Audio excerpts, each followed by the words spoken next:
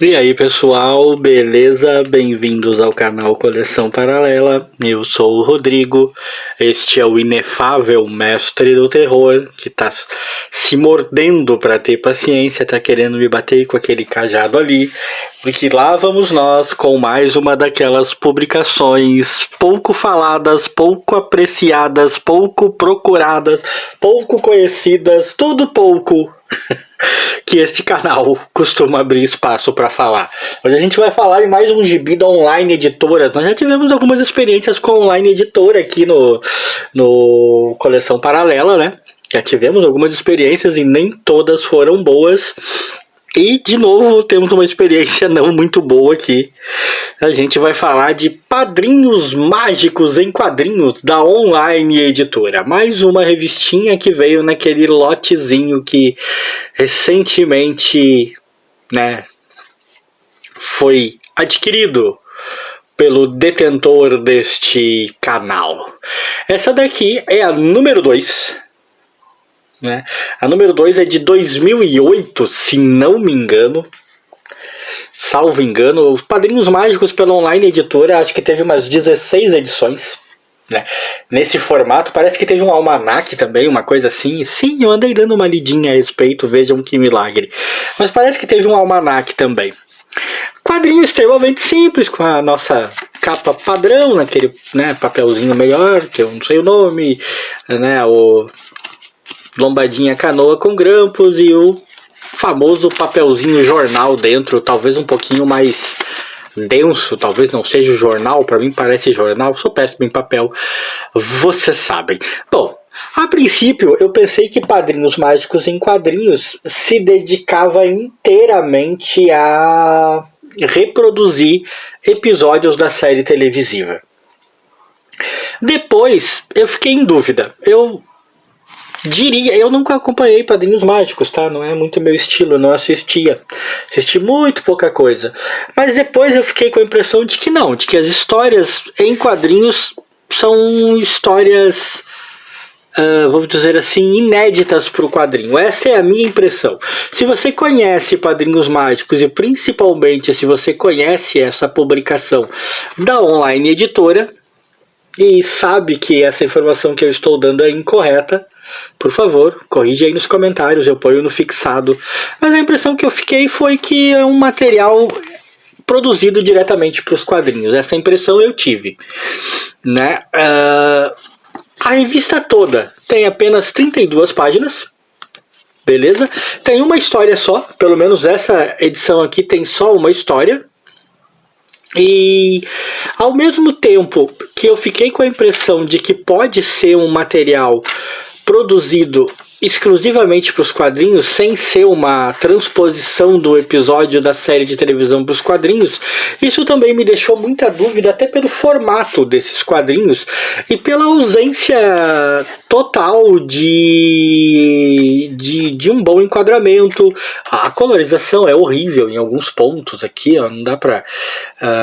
aqui tentaram fazer uma parte em que ele estaria na escuridão, mas olha só, você até para perceber as letras das onomatopeias aqui tá complicado, né? Foi um tratamento bem ruim, uma péssima ideia, né? Há poucos balões de texto, a gente pode supor que é porque a revista, né, se dirige a um público infantil e espera-se menos texto e trabalhar mais a imagem do personagem. Eu acho que é uma explicação plausível.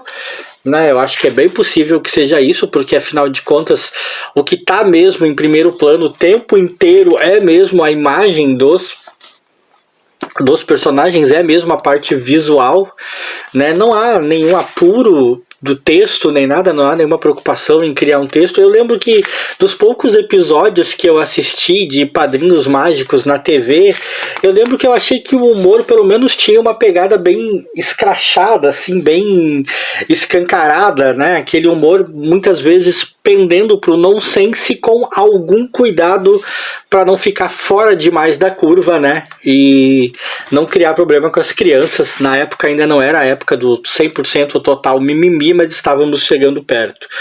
Né? Mas aqui no quadrinho o humor é pouquíssimo aguçado. A história segue uma linha boba, uma linha simples, na qual o personagem principal ficou preso num jogo e os padrinhos mágicos dele tem que tirar ele de lá. Ele ficou preso com os amiguinhos dele lá.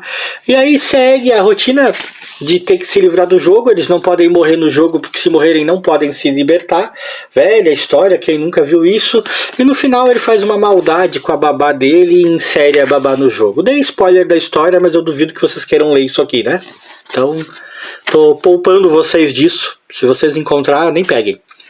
Então, Padrinhos Mágicos segue um padrão que até hoje eu venho encontrando nas publicações da online, né? Uma publicaçãozinha boba, sem graça, né? Com personagens que estavam fazendo muito sucesso na televisão, muito sucesso nos Cartoon Networks da vida, lá nas redes de TV aberta também, a época que se passava desenho animado na rede aberta, né? E que agora foram... agora não, né? Na época foram, então, tentando pegar esse hype, foram adaptados para os quadrinhos e não conseguiram de maneira alguma replicar aquele sucesso. Isso era uma coisa que acontecia muito nos anos 80 e 90, né? Já falamos sobre isso aqui, já tivemos inúmeros vídeos aqui falando de revistas como Gugu, Xuxa, Sérgio Malandro, Fofão, Seninha, entre outros, né? Personalidades da época que viraram histórias em quadrinhos, outros personagens de desenho animado, Transformers, Thundercats, He-Man, né? E por aí vai, a lista é imensa, só que parece que dos anos 90 para cá, para o início dos anos 2000 em diante, parece que ficou difícil replicar isso, né? As daquela época ainda conseguiram, durante algum tempo, algum sucesso. Umas mais que as outras, mas conseguiram.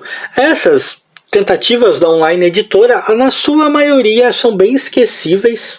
Mesmo eu tendo assistido pouco Padrinhos Mágicos, eu assisti o bastante para ver que você não tem a mesma sensação de divertimento. Talvez não seja nem culpa da online, embora o material seja pobre.